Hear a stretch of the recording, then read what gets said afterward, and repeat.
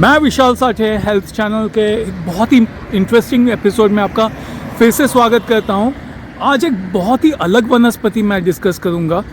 वनस्पतियों की जितनी भिन्नता है उसको काफ़ी बार महसूस करके, उसको देख करके काफ़ी बार मन भर जाता है, इमोशंस से, फीलिंग्स से वो हो जाता है।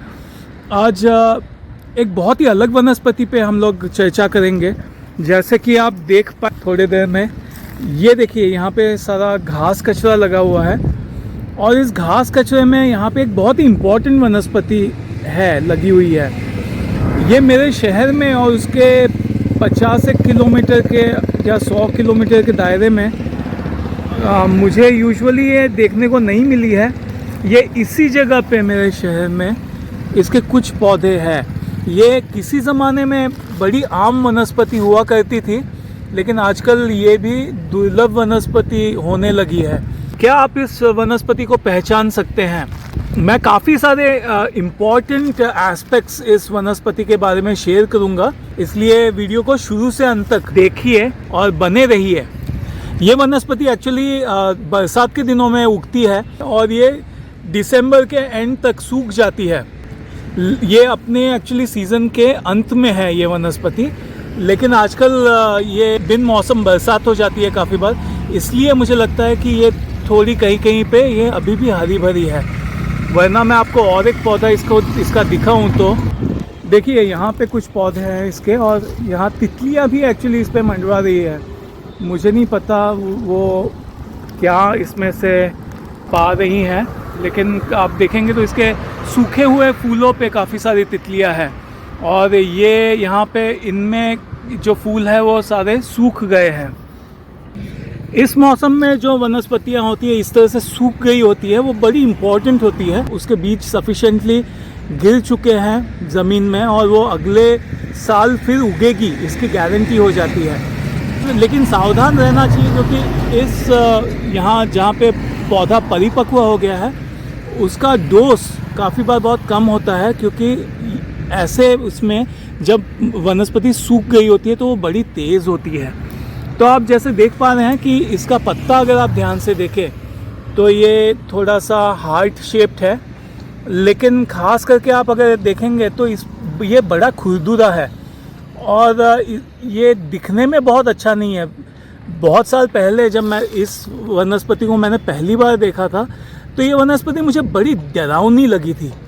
तो ये जैसे कि ये हाथी के सूंड जैसे इसके फूल हैं, लेकिन ये तब मुझे वो पौधा भी बहुत बड़ा था और ऐसा लगा था जैसे कि सांप ने फन उठाया हुआ है। तो अपना अपना तरीका होता है जिस तरह से आदमी वनस्पतियों को देखता है, समझता है।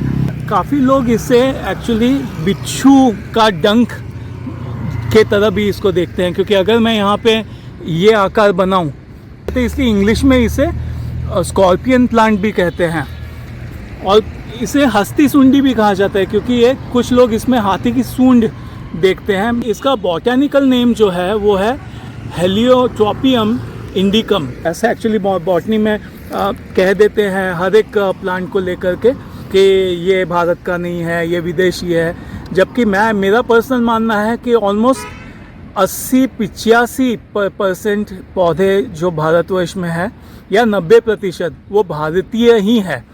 लेकिन बॉटनी में भी इसे गिलोय की तरह, भांग की तरह या फिर शायोनाक की तरह इसे भारतीय माना जाता है।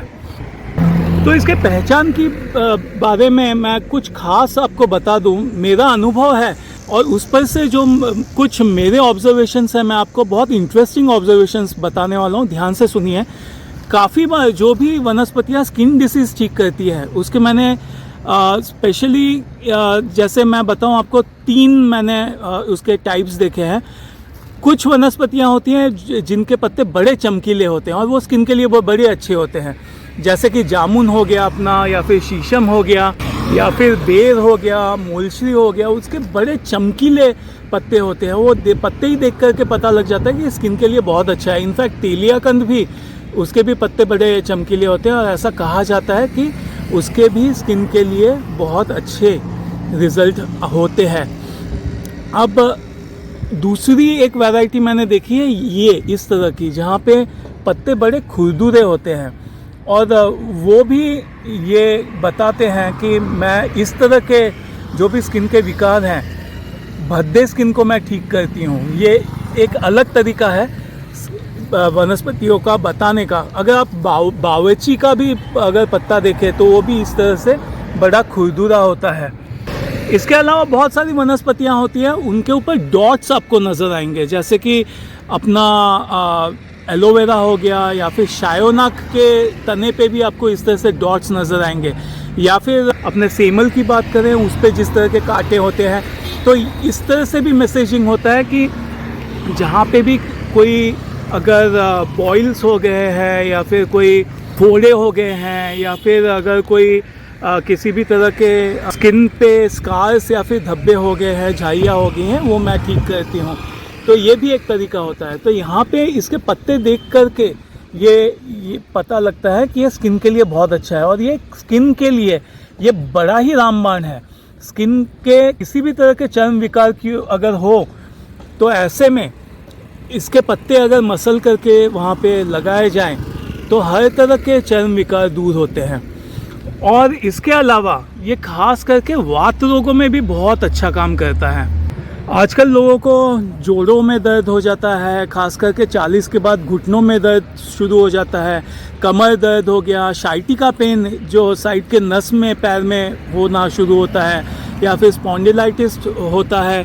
ये सारे जो वात रोग है, इसमें भी अगर इसके पत्तों को मसल करके, इसके पंचांग को मसल करके वहाँ पे लगाया जाए तो बड़ा ही अच्छा लाभ होता है। ये देखिए यहाँ पे कितनी सारी तितलियाँ हैं जो इसके फूल का रसपान कर रही हैं। ये बड़ा ही अनोखा नज़ारा है। एक्चुअली ये बहुत ही दुर्लभ नज़ारा है। आप देखेंगे तो थोड़ी देर में ये देखिए, ये पता नहीं ये इसमें से, इसके फूलों में से क्या चूस रही है। तो ये एक बड़ी इम्पोर्टेंट वनस्पति है। ये घास कचरा नहीं है, और इसका एक बड़ा ही अच्छा मैं आपको प्रयोग बताता हूँ कि ये एक्चुअली शिरो रोग में भी बहुत अच्छा काम करता है। ये इनफैक्ट मिर्गी के रोग में भी, जिसे अपस्मार कहते हैं, ये बहुत अच्छा काम करता है। ऐसा कहा जाता है कि अपस्मार से जो व्यक्ति पीड़ित है उसके नाक में अगर एक एक बूंद इसके पत्तों का रस टपकाया जाए तो मिर्गी में बहुत अच्छा लाभ होता है।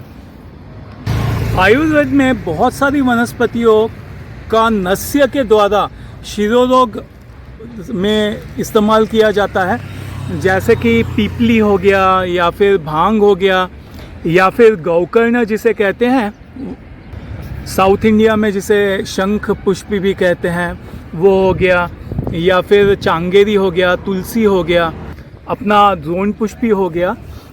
वैसे ही इस वनस्पति का भी नस्य क्रिया में इस्तेमाल कर करके और शिरो रोगों को ठीक किया जाता है।